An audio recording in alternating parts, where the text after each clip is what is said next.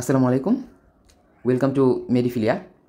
So আজকে এতক্ষণ হয়তো তোমরা বুঝে গিয়েছো যে আসলে আমরা কী নিয়ে আলোচনা করতে যাচ্ছি ভিডিওটায়, কীভাবে পড়লে এনডিসিতে চান্স পাবো। তো একটু বলে নিই যে তোমাদের এসএসসি যারা দিচ্ছ এবং কিছুদিন পর এসএসসি শেষ হবে যাদের, তাদের হচ্ছে অনেকেরই এরকম ফ্যাসিনেশন থাকে যে বাংলাদেশের অন্যতম সেরা একটা কলেজ নটরডেম কলেজ, কীভাবে তোমরা সেখানে পড়বে। তো এসএসসির পরে আসলে তোমরা অনেকেই আসলে এটাই দ্বিধায় ভুগো যে এসএসসির পড়ার সাথে আসলে মানে এক্সট্রা কী পড়বো বা হচ্ছে কীভাবে পড়াশোনাটা করলে এনডিসিতে হচ্ছে তোমার একটা সিট কনফার্ম হবে। তো আসলে চেষ্টা করবো যে এই বিষয়টা নিয়ে আলোচনা করার। এই আমার গাইডলাইনটা যদি আশা করি তোমরা ফলো করো তাহলে তোমরা হচ্ছে আশা করা যায় যে এনডিসিতে তোমরা হচ্ছে এনডিসির প্রিপারেশন নিতে তোমাদের অনেক বেশি সুবিধা হবে, তোমাদের জন্য ভিডিওটা অনেক হেল্পফুল হতে যাচ্ছে আশা করি। তো আচ্ছা, কেন হচ্ছে এনডিসি নিয়ে মানুষের এত ফ্যাসিনেশন থাকে এটা একটু বলে নিই।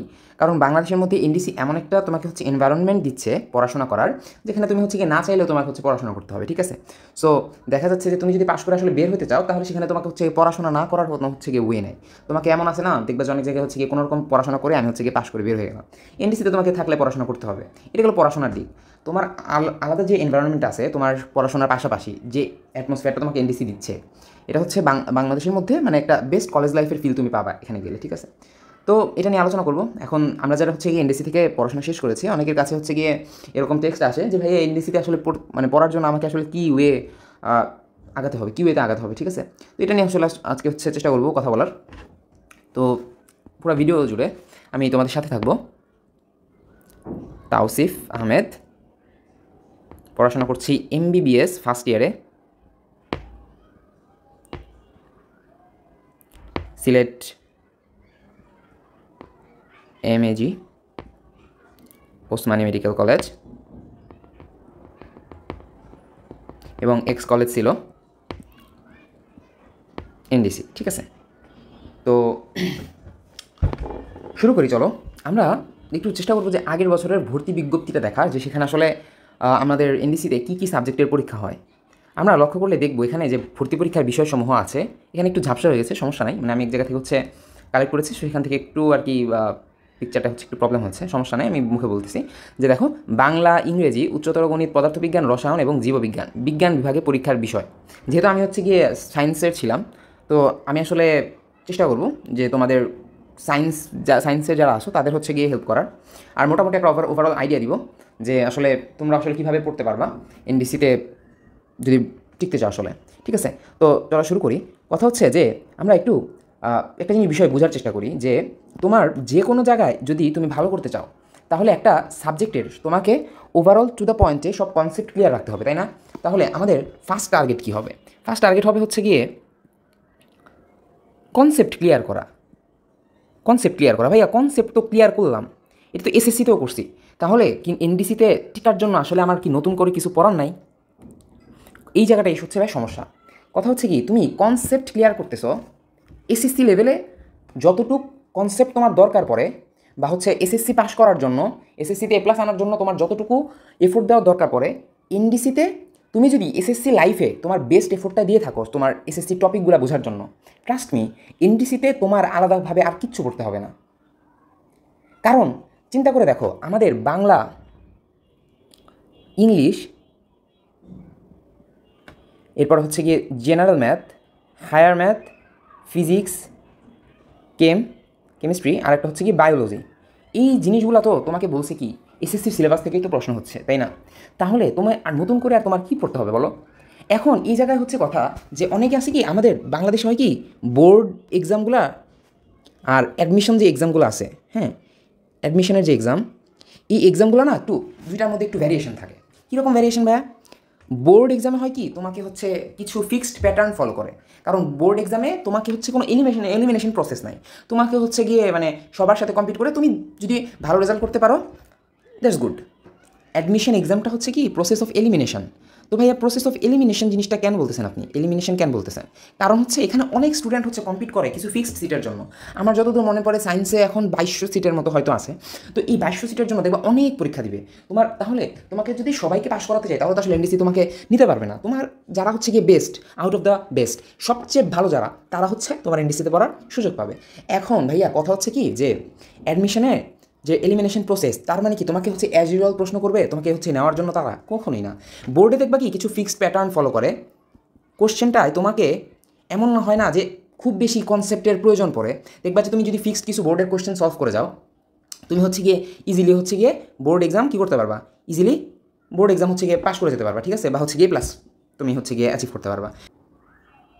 আচ্ছা, কিন্তু অ্যাডমিশনে তোমার যেটা চায় সেটা হচ্ছে তোমার একটা টপিকের উপর কনসেপ্টের ডেপথ কতটুকু।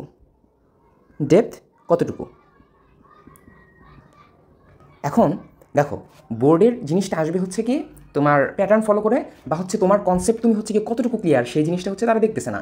এই কারণে দেখা যায় অনেক স্টুডেন্ট করে কি, মানে আমার পুরোপুরি অনেক সময় হয় কি কনসেপ্ট আমার ক্লিয়ার না, আমি স্টিল হচ্ছে গিয়ে এসএসসিতে হচ্ছে গিয়ে আমার দেখা যাচ্ছে আমি ভালো মার্ক নিয়ে আসতে পারতেছি, বাট তোমাকে আটকাবে হচ্ছে অ্যাডমিশনে এই কনসেপ্টের জায়গা থেকে। তুমি যদি একটা জিনিস ভালো মতো টু দ্য পয়েন্টে জিনিসটা কীভাবে কী বলতেছে কীভাবে হচ্ছে জিনিসটা যদি ফিল করতে না পারো, তাহলে হচ্ছে তুমি অ্যাডমিশনে যে ঝামেলায় করে যাবা। এখন চলো সাবজেক্ট ওয়াইজ আমরা একটু দেখি জিনিসগুলা, যে কীভাবে কোন সাবজেক্ট কীভাবে পড়তে হয়। দেখো, বাংলা যদি আমি কথা চিন্তা করি, বাংলা হচ্ছে গিয়ে তুমি বই পড়বা, বাংলায় আসলে এত ঘুরানো পেঁচানোর কিছু নাই, কবি পরিচিতিগুলো পড়বা, বইয়ের লাইন বাই লাইন সব পড়বা, দেখা যাচ্ছে যে তোমার প্রশ্ন করলে এর বাইরে থেকে আর করবে না, ঠিক আছে, যদি পড়ে যাও তাহলে আশা করি বাংলায় প্রবলেম হবে না। এখন আসি ইংলিশের কথা যদি বলতে যাই ভাইয়া, ইংলিশে তোমার এখানে কথা আছে, এইচএসসি ইংলিশ আর অ্যাডমিশন ইংলিশ কিন্তু পুরাই আলাদা, ঠিক আছে, এইচএসসি ইংলিশ আর হচ্ছে অ্যাডমিশন ইংলিশ কিন্তু পুরাটাই আলাদা।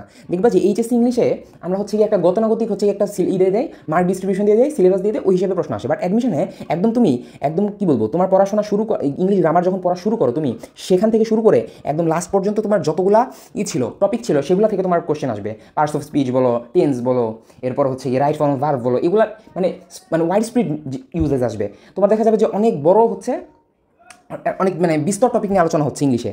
এবং দেখবা যে এক একটা মেডিকেল অ্যাডমিশন বা ভার্সিটি অ্যাডমিশনগুলোতে আমাদের হচ্ছে কি বাজারে হচ্ছে অনেকগুলো বই পাওয়া যায়, যেগুলো হচ্ছে অ্যাডমিশন রিলেটেড ইংলিশের আমরা হচ্ছে গিয়ে পড়ে থাকি, বা হচ্ছে বলতে পারি হচ্ছে গিয়ে প্র্যাকটিসের জন্য সেই বইগুলো হচ্ছে ইউজ করি আমরা।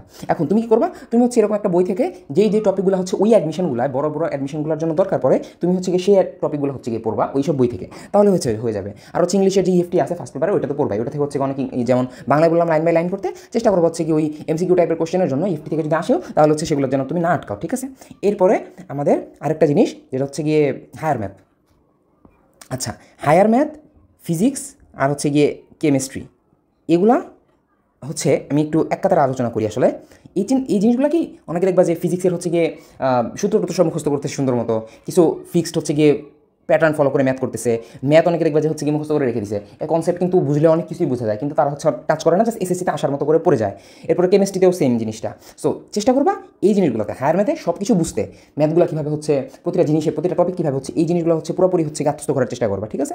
এখন ফিজিক্সে সেম কেস, ফিজিক্সে হচ্ছে গিয়ে সিনারিগুলো ভিজুয়ালাইজ করার চেষ্টা করবা প্রথম থেকে এসএসসিতে, কখন হচ্ছে গিয়ে মুখস্থ হচ্ছে টপিকের মধ্যে আটকাবা না, যে এভাবে বলছে করতে, তার মানে হচ্ছে এভাবেই করবো না, তুমি চেষ্টা করবো আসলে এই জিনিসটা কীভাবে হইতেছে, এই জিনিসটা আসলে সূত্রটা কীভাবে আসলো, তারপর হচ্ছে গিয়ে ম্যাথটা আমি কীভাবে আসলে চিন্তা করবো, এই সবগুলো জিনিস হচ্ছে গিয়ে একত্র করে তারপর হচ্ছে ফিজিক্সটা শিখবা তুমি। সেম গোষ্ঠ হচ্ছে গিয়ে কেমিস্ট্রি, সব বুঝে পড়ার চেষ্টা করবা। এরপরে এই ফিজিক্স আর কেমিস্ট্রি এগুলো হচ্ছে গিয়ে লাইন বাই লাইন বই থেকে হচ্ছে গিয়ে পড়বা। আসলে যে লাইন থেকে অনেক ছোটোখাটো এমসিকিউ দিয়ে দিতে পারে, সো বলা যায় না, মানে হচ্ছে মোট কথা তোমার একটা সাবজেক্ট পড়তে গেলে তোমার কোনো জায়গায় কোনো কিছুতে গ্যাপ রাখা যাবে না, ঠিক আছে। এরপরে যদি বলি বায়োলজির কথাটা, বায়োলজি কী বলবো, বায়োলজিতে দেখবা যে নর্মাল কিছু জায়গা থেকে হচ্ছে গিয়ে বোর্ডে প্রতিবার হচ্ছে গিয়ে কোশ্চেন করে, কিন্তু এনডিসি তোমাকে প্রতিটা লাইনের চিপাচাপা থেকে হচ্ছে গিয়ে কোশ্চেন করবে, ঠিক আছে।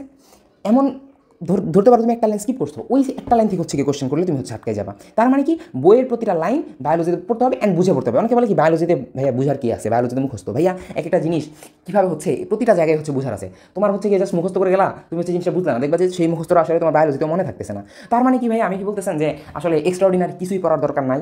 এক্স্যাক্টলি, এসএসসির পড়াটা যদি তুমি একদম ফুলফিল ভালো মতো কমপ্লিট করে যেতে পারো, তাহলে তোমার হচ্ছে গিয়ে এসএসসির সাথে এনডিসির পড়ার আসলে অ্যাডমিশনের পড়ার আসলে খুব বেশি যে ডিফারেন্স আছে সেটা না, ঠিক আছে। ওকে, এখন কথা হচ্ছে যে ভাই এই এসএসসির পড়ায় হচ্ছে অনেকের গ্যাপ থাকে, এটাই হচ্ছে গিয়ে সমস্যা। তারা ভালো A+ পায়, বাট হচ্ছে গিয়ে গ্যাপ থাকে। এখন এই গ্যাপটা হচ্ছে গিয়ে রাখা যাবে না কখন এনডিসির ক্ষেত্রে গ্যাপটাই রাখা যাবে না, অ্যান্ড সব কিছু করতে হবে। তাহলে ভাইয়া আমরা যদি এই স্টেপগুলো আসলে ফলো করি, তাহলে আশা করি হচ্ছে গিয়ে তোমার যদি কোনো সাবজেক্টে কোনো গ্যাপ না থাকে, এনডিসিতে তুমি হচ্ছে গিয়ে ইজিলি হচ্ছে গিয়ে আল্লাহ যদি সহায় হন তাহলে তুমি চান্স পেয়ে যাবে ইনশাআল্লাহ। তো আজকের জন্য এতটুকুই। সামনে হয়তো এই টপিক নিয়ে আমরা যদি তোমরা বলো আরও ভিডিও বানাবো, বা আমাদের ইচ্ছা হলে আমরা আরও দরকার পড়লে আরও ভিডিও দিব। তো আজকের পর্যন্ত এতটুকুই, আল্লাহ হাফেজ।